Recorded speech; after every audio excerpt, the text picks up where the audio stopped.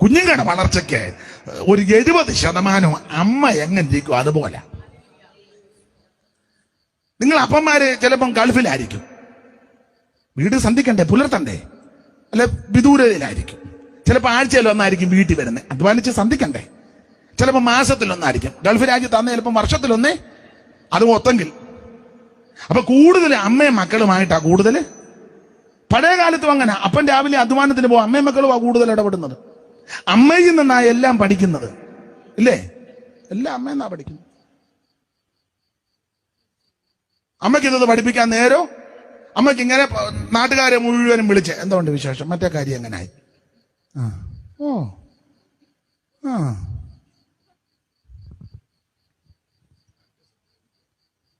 പിന്നെ മൊബൈലിലുള്ള പണിയാ.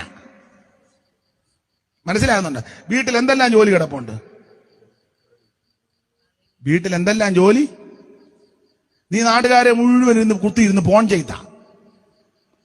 കൊച്ചിന്റെ കാര്യം നോക്കിയല്ല, ഭർത്താവിന്റെ കാര്യം. അവൻ കുടിച്ചില്ലേ, കുടിച്ചില്ല. നീ നല്ല ചിമിട്ട് പൂണന്റെ തീറ്റി നിന്നേച്ച് കയറി.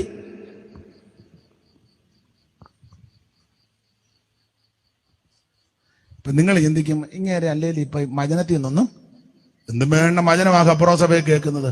ഇത് പോരാട്ട് 2-3 ദിവസം ബൈബിൾ ക്ലാസ് നിരന്തരം എടുക്കുക. അതൊക്കെ കേട്ടങ്ങ് ആ വചനം കേൾക്ക്. ഇപ്പൊ ഞാൻ പറയുന്ന കാര്യം കേട്ട് നീ ഗുണമാകുക.